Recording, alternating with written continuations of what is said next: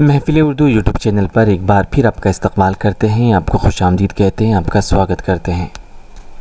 साथियों, जैसे कि आपको पता ही है कि उत्तराखंड टीईटी और सीटेट वगैरह के लिए हमने एक सीरीज़ चलाई हुई थी जिसकी क्लासेस आपकी डेली 8 बजे रात को हुआ करती थी।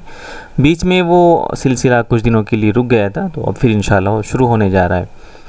आज हम आपके लिए जो पेपर लेके आए हैं वो एक बहुत ही अहम आपका एग्ज़ाम है जो कि 2025 में ही 8 सितंबर 2025 को हुआ है। उत्तराखंड अटल उत्कृष्ट के लिए एग्ज़ाम। तो इसमें बहुत इम्पोर्टेंट क्वेश्चंस दिए गए हैं, हम उन्हीं को सॉल्व करेंगे, उनकी वजाहत करेंगे, पूरी एक्सप्लेनेशन आपको इसमें मिलेगी। और आप ये समझ लीजिए कि इनमें से बहुत सारे क्वेश्चन आपके यूटेट के एग्ज़ाम में आने वाले हैं। तो बने रहिए वीडियो के साथ। अगर आपने पिछले इसके जो हमारे पार्ट्स आए हैं वीडियो के वो नहीं देखे तो उनको ज़रूर देख लीजिएगा। और अगर आपने अभी तक इस चैनल को सब्सक्राइब नहीं किया है तो वो ज़रूर कर लीजिए और अपनी तैयारी अच्छे से करते रहिए। चलिए हम शुरू करते हैं। आज का जो पेपर है वो आपके सामने है। इसमें भी आपके 30 सवालात उर्दू के हैं और ये 31 से शुरू होता है। सबसे पहला सवाल है, जदीद गज़ल किसकी तसनीफ़ है? जदीद गज़ल एक किताब का नाम है और ऑप्शन आपके पास 4 हैं। इबादत बरेलवी, सैयद वक़ार अज़ीम, रशीद अहमद सिद्दीकी और फ़िराक गोरखपुरी। जल्दी से बताइए अगर आपको इस चीज़ के बारे में इल्म है तो सवाल नंबर 31 यानी 31 का आपका ऑप्शन नंबर सी बिल्कुल सही हो जाएगा। ये किताब रशीद अहमद सिद्दीकी की है जिसका नाम है जदीद गज़ल। ठीक है, अगला सवाल आपकी स्क्रीन पर और पूछा गया है कि बाग़ बहार और नौतर्ज़ मुरस्सा में क्या फ़र्क है? बाग़ बहार और नौतर्ज़ मुरस्सा में क्या फ़र्क है? तो क्या फ़र्क है? उसलूब का फ़र्क है, कहानी का है, या फिर दोनों का है, या फिर कोई फ़र्क नहीं है? देखिए, बाग़ बहार एक बहुत अहम किताब है उर्दू नस्र की। पहले तो हम इसके बारे में बात कर लेते हैं। इसका सही जवाब हो जाएगा ऑप्शन नंबर ए यानी कि उसलूब। अब यहाँ बात आती है कि बाग़ बहार क्या है, ये कोई नस्र की किताब है या नज़्म की है? तो बाग़ बहार एक नसरी किताब है। क्या है? नसरी किताब है। और इसी किताब से एक उर्दू में एक नई युग की यानी कि नई एज की शुरुआत होती है। ये किताब लिखी है मीर अमन देहलवी ने। किसने? मीर अमन देहलवी। बहुत मशहूर किताब है। और कभी कभी सवाल यहाँ से भी बन जाता है कि बाग़ बहार कौन से इदारे में लिखी गई है? तो बाग़ बहार फोर्ट विलियम कॉलेज में लिखी गई है, फोर्ट विलियम कॉलेज में। ठीक है, और फोर्ट विलियम जो कॉलेज है वो कहाँ है? वो कलकत्ता में है। कहाँ पे? कलकत्ता में। कई बार आपसे ये भी पूछ लिया जाएगा कि फोर्ट विलियम कॉलेज की जो स्थापना हुई, जो उसका क़याम अमल में आया, वो क्यों आया? तो फोर्ट विलियम कॉलेज का क़याम जो अमल में आया वो इसलिए आया कि अंग्रेज़ जो बाहर से आते थे उनको उर्दू सिखाई जाए। ठीक है, तो देखिए यहाँ से बहुत सारे आपके क्वेश्चन सॉल्व हो जाते हैं। ठीक है, अच्छा, नौ तर्ज़ मुरस्सा क्या है? नौ तर्ज़ मुरस्सा और बाग़ बहार दोनों एक किताब का तर्जमा है जिस किताब का नाम था चहार दुर्वेश। क्या नाम था? किस्सा चहार दुर्वेश। वो किताब थी फ़ारसी में, तो फ़ारसी से वो उर्दू में ट्रांसलेट हुई है। पहले वो नौ तर्ज़ मुरस्सा के नाम से हुई थी, उसके बाद वो बाग़ बहार के नाम से हुई। ठीक है, तो ये थी पूरी कहानी। अब आगे चलते हैं। अगला सवाल आपकी स्क्रीन पर सवाल नंबर 33 और पूछा गया है कि कौन सा मजमुआ मुंशी प्रेमचंद का नहीं है? ऑप्शन ए में है वारदात, सोज़े वतन, आखिरी तोहफ़ा और कैद खाना। जल्दी से बताइए अगर आपको पता है तो। जी, तो इसका सही ऑप्शन हो जाएगा कैद खाना मुंशी प्रेमचंद का नहीं है। वारदात भी उन्हीं का है, सोज़े वतन भी मुंशी प्रेमचंद का है और आखिरी तोहफ़ा भी उन्हीं का ही क्या है? जी, मजमुआ है। ठीक है, चलिए अगला सवाल आपकी स्क्रीन पर और सवाल क्या है? शुआए उम्मीद इकबाल के किस मजमुए में शामिल है? ठीक है, शुआए उम्मीद एक नज़्म का नाम है, एक नज़्म का नाम शुआए उम्मीद है। पूछा गया है कि वो इनकी कौन सी किताब में शामिल है? बांगे दरा, बाल जिब्रील, ज़रब कलीम और मुगान हिजाज। जल्दी से बताइए अगर आपको पता है तो। इसका सही ऑप्शन हो जाएगा ऑप्शन नंबर सी यानी कि ज़रब कलीम। ठीक है, तो इस तरह से बहुत सारे सवालात आपको देखने को मिलेंगे आने वाले एग्ज़ाम में भी, इसलिए आप इनको गौर से और ध्यान से देख लीजिएगा।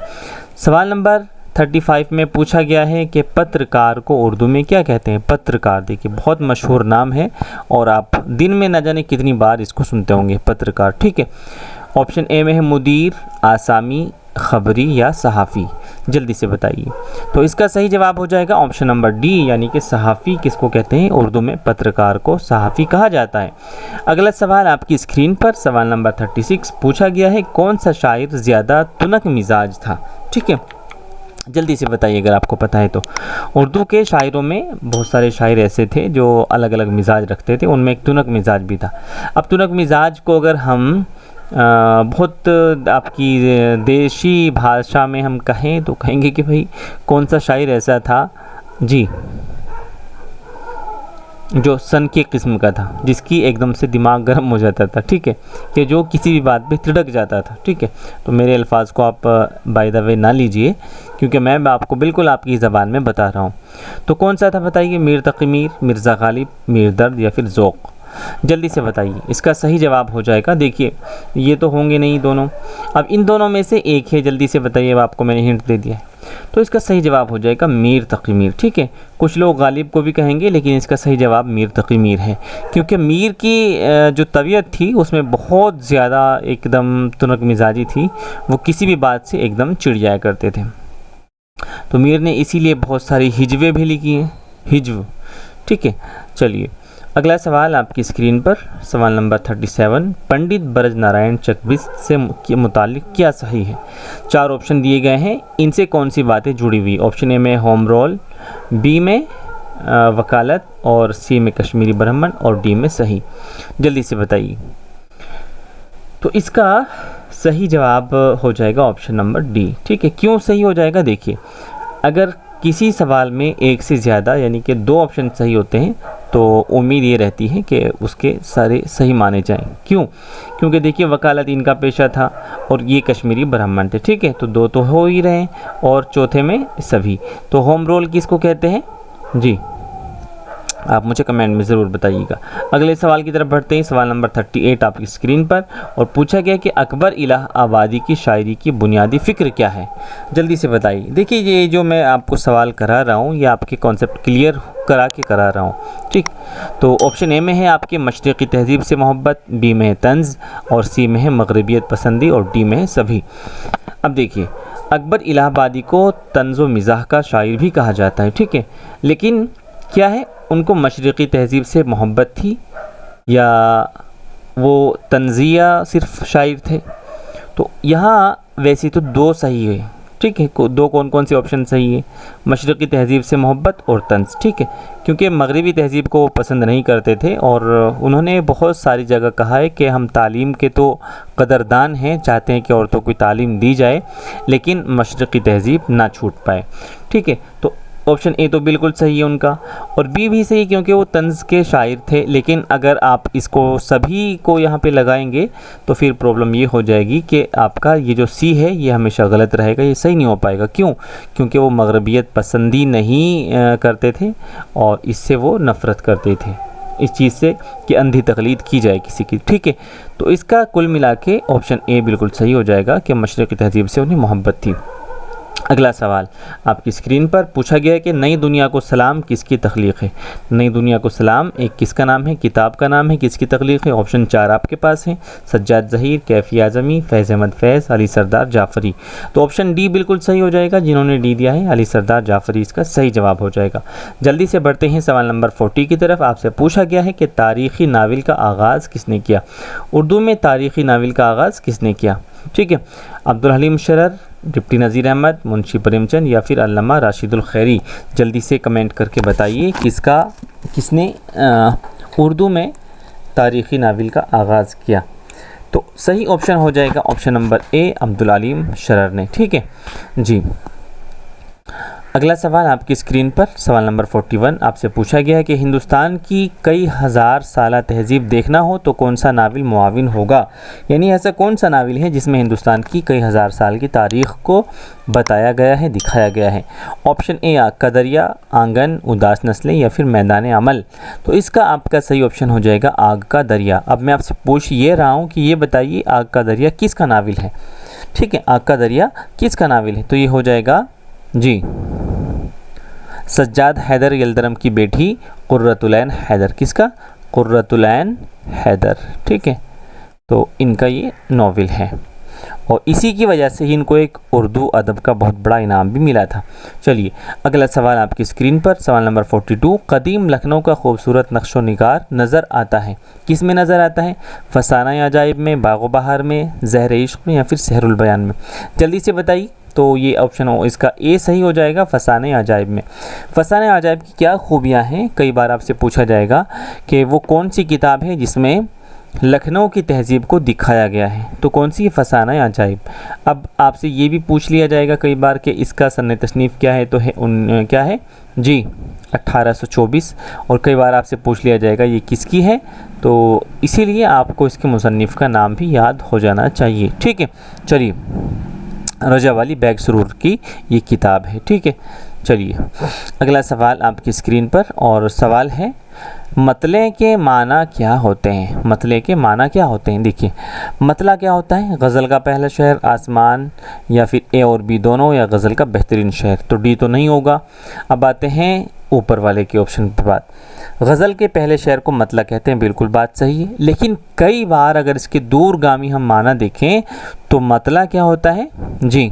तुलू होने की जगह, जहाँ से तुलू होती है चीज़ें। ठीक है, तो कई बार वैसे तो यहाँ इसका आप ऑप्शन ए ही सही लगाएंगे। ठीक है, लेकिन अगर किसी ने इसका सी लगा दिया है तो वो भी सही हो सकता है। ठीक, अब वो कैसे होगा? अगर किसी ने सी लगाया है तो वो हमसे कांटेक्ट करें, हम बताएंगे क्यों।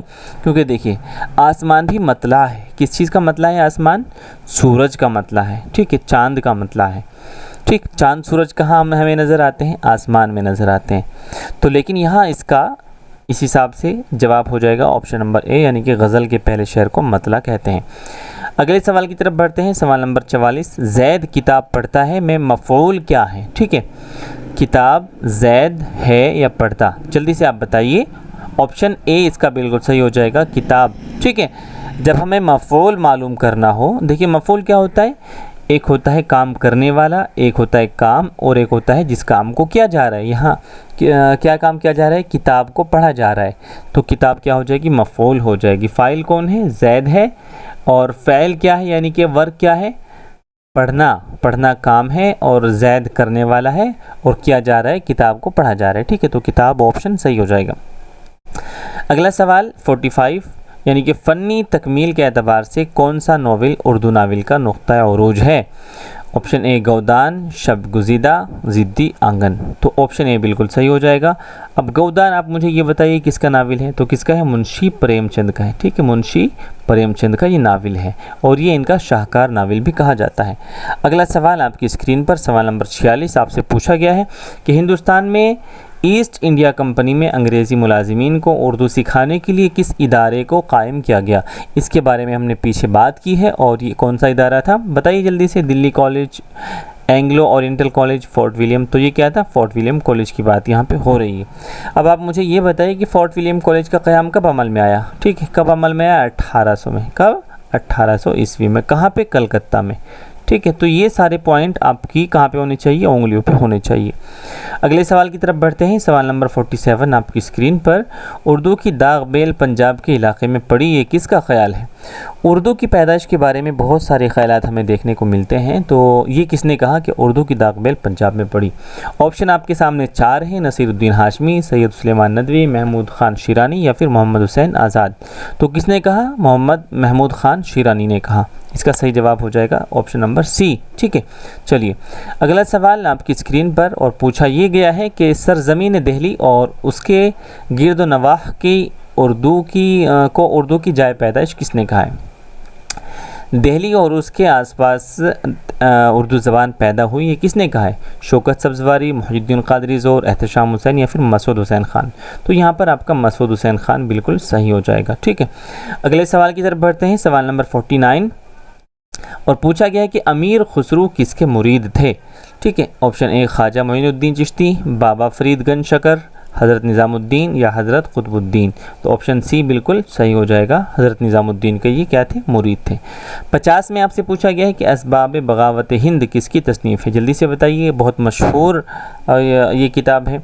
सर सैयद की है, मौलाना अबुल कलाम आज़ाद, शिवली नोमानी, या फिर मोहम्मद हुसैन आज़ाद। तो सवाल नंबर 50 का ऑप्शन ए बिल्कुल सही हो जाएगा, सर सैयद की ये क्या है? किताब है। चलिए अगला सवाल आपकी स्क्रीन पर 51 पूछा गया है कि मुसद्दस मद्दो जज़र इस्लाम को अपने लिए तोशाए आखिरी कौन समझता था? हाली, सर सैयद, मौलवी नज़ीर अहमद या नवाब मोहसिनुल मुल्क?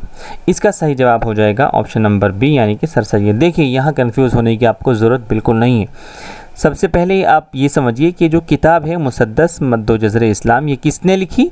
ये लिखी थी अल्ताफ़ हुसैन हाली ने, और इसी को ही मुसद्दस हाली भी कहा जाता है। क्या कहा जाता है? मुसद्दस हाली। ठीक है, तो ये किसके कहने पे लिखी गई थी? सर सैयद के। और सर सैयद का एक कौल बड़ा मशहूर था, वो कहते थे कि अगर अल्लाह तबारक व तआला क़यामत के दिन मुझसे पूछेंगे कि दुनिया से क्या लाए हो, तो मैं कहूँगा कि हाली से यानी कि मौलाना अल्ताफ़ हुसैन हाली से मुसद्दस मद्दो जज़र इस्लाम यानी मुसद्दस हाली जैसी किताब लिखवा के लाया हूँ। ठीक है, तो इसलिए वो अपने लिए इसको तोशाए आखिरत समझते थे। उम्मीद करता हूँ कि आपको ये बात वाज़ेह हो गई होगी। चलिए अब बढ़ते हैं सवाल नंबर 52 की तरफ, और ये आपसे पूछ रहा है कि जदीद नस्र का बानी किसे कहा जाता है? जी, अब देखिए ये ऐसे सवाल हैं जो कन्फ्यूज़न क्रिएट करते हैं। ऑप्शन ए में आपके पास है अबुल कलाम आज़ाद, मोहम्मद हुसैन आज़ाद, सर सैयद और मीर अमन। ठीक है, तो यहाँ पे इसका सही जवाब तो हो जाएगा सर सैयद। ठीक है, इसलिए जदीद नस्र के बानी सर सैयद को कहा जाता है क्योंकि उन्होंने अपने कई सारे जो रिसाले वगैरह निकाले थे उनमें बिल्कुल एक नई तरह की नस्र उन्होंने शुरू की थी, नई तरह की नस्र को ईजाद किया था। ठीक है, कुछ लोग कहेंगे मीर अमन, तो ठीक है, मीर अमन ने एक नया उसलूब दिया था उर्दू को। ठीक है, एक सादा और सलीस उसलूब मीर अमन ने दिया था, लेकिन जदीद नस्र का बानी हमेशा सर सैयद को ही माना जाता है। अगले सवाल की तरफ बढ़ते हैं। गज़ल का आखिरी शेर जिसमें शायर अपना तखल्लुस इस्तेमाल करता है उसे क्या कहते हैं? मतला, मक्ता, हुस्न मतला या काफ़िया? तो इसका सही जवाब हो जाएगा ऑप्शन नंबर बी यानी कि उसको मक्ता कहते हैं। ठीक है, सवाल नंबर 54 आपकी स्क्रीन पर, और अगर आपने अभी तक चैनल को सब्सक्राइब नहीं किया है तो कर लीजिए और घंटी का बटन दबाना बिल्कुल ना भूलिए। तो मवाज़ना अनीस दबीर किसकी तसनीफ़ है भाई? हाली की है, हुसैन आज़ाद की है, सर सैयद या फिर शिबली नौमानी? तो ये बहुत मशहूर तसनीफ़ है, और किसकी है? शिबली नौमानी साहब की तसनीफ़ है। कई बार आपसे पूछ लिया जाता है कि ये बताइए कि तक़ाबुली तनक़ीद की बुनियाद कौन सी किताब से पढ़ी है, तो वहाँ भी इसी किताब का नाम आएगा, मवाज़ना अनीस दबीर। ठीक है, चलिए अगला सवाल आपकी स्क्रीन पर, और पूछा गया है एक दूसरे पर सबकत ले जाने की धुन में इंशा किस हमासर शायर से मार्का आराई हुई? इंशा की, इंशा का पूरा नाम क्या था? इंशाउल्लाह खां इंशा। ठीक है जी, देखिए मार्का आराई होती है, किसको कहते हैं? मार्का आराई बेसिकली कहते हैं कि जब एक ही दौर में दो शायर होते हैं और दोनों शायर अपने आप को बड़ा साबित करने की कोशिश करते हैं, तो वो दोनों एक दूसरे की किसी बात पे नीचा दिखाने की कोशिश करते हैं, तो उसी को मार्का आराई कहा जाता है। तो यहाँ पर बात किसकी हो रही है? इंशाउल्लाह खान इंशा की। ठीक है, तो इनकी जो मार्का आराई थी किसके साथ थी? वो थी मुसहफ़ी के साथ। किसकी? मुसहफ़ी के साथ। तो सी आप इसको लगा लीजिए, बिल्कुल सही हो जाएगा। ठीक है, चलिए अगला सवाल आपकी स्क्रीन पर, सवाल नंबर 56 आपसे पूछा गया है कि आब हयात के मुसन्निफ़ का नाम क्या है? बहुत मशहूर सवाल है, बहुत घिस पिट गया है एग्ज़ाम में आके। ठीक है, तो मोहम्मद हुसैन आज़ाद इसका बिल्कुल सही जवाब हो जाएगा। आब हयात इनकी ही किताब है। अब आप ये बताइए कि ये किताब कब लिखी गई है? ठीक है, ये किताब कब लिखी गई है, इसको कमेंट बॉक्स में मुझे आप ज़रूर बताइए। अगला सवाल आपकी स्क्रीन पर 57, और पूछा गया है कि मिर्ज़ा नौशाह किसकी उर्फियत थी? मिर्ज़ा नौशाह किसकी उर्फियत थी, यानी कि किसका निकनेम था? किसको मिर्ज़ा नौशाह कहा जाता था? सौदा को, मोमिन को, गालिब को या फिर ज़ोक को? ये भी बहुत मशहूर सवाल है, बहुत एग्ज़ाम में पूछा जा चुका है। तो गालिब को मिर्ज़ा नौशाह कहते थे। अब आप मुझे बताइए गालिब के जो वालिद थे अब्दुल्ला साहब, अब्दुल्ला बैग, उनको क्या कहा जाता था? तो उनकी जो उर्फियत थी वो थी मिर्ज़ा दुल्हा। क्या थी? मिर्ज़ा दुल्हा। ठीक है, इनको मिर्ज़ा नौशाह कहते हैं, उनको मिर्ज़ा दुल्हा कहा जाता था। चलिए आपका सेकंड लास्ट सवाल है, आगरा बाज़ार किसकी तख्लीक़ है? तो आगरा बाज़ार असमत चुगताई, हबीब तनवीर, मोहम्मद हसन या फिर इम्तियाज़ अली ताज? तो इसका सही जवाब हो जाएगा हबीब तनवीर की जी क्या है? तख्लीक़ है आगरा बाज़ार। और अब आप मुझे ये बताइए कि आगरा बाज़ार में किसकी नज़मों को इस्तेमाल किया गया है? तो किसकी है? नज़ीर अकबर आबादी। ठीक है, किसकी? नज़ीर अकबर आबादी। ये एक बहुत मशहूर क्या है? ड्रामा है। और ये कहाँ खेला गया है? सबसे पहले ये भी बता दीजिए। जामिया मिलिया इस्लामिया जो यूनिवर्सिटी है वहाँ पर इस ड्रामे को सबसे पहले पेश किया गया था। चलिए अगला सवाल आपकी स्क्रीन पर और पूछा गया है कि गौदान नावल के हीरो का नाम क्या है। गौदान जैसे कि पीछे भी आया था, बहुत मशहूर नावल है, किसका है, मुंशी प्रेमचंद का है। तो इसका जो मशहूर किरदार है, हीरो है, वो कौन है, होरी है। ठीक है, होरी। और अगला सवाल जो आपका आखिरी आज का सवाल है, उसमें पूछा गया है कि राजेंद्र सिंह बेदी कहाँ पैदा हुए थे, लाहौर में, अमृतसर में, लुधियाना में या फिर जालंधर में। तो इसका सही जवाब हो जाएगा ऑप्शन नंबर ए, यानी कि लाहौर में ये पैदा हुए थे। तो दोस्तों ये थे आपके अटल उत्कृष्ट में आने वाले 30 सवालात, जिनके झेल में हमने बहुत सारे दीगर सवालात भी समझे हैं। उम्मीद करते हैं आपको ये अच्छे लगे होंगे, बहुत कुछ सीखने को मिला होगा आपको इससे। तो अभी तक अगर आपने नहीं दबाया है सब्सक्राइब का बटन तो ज़रूर दबा लीजिए और जुड़े रहिए हमारे साथ।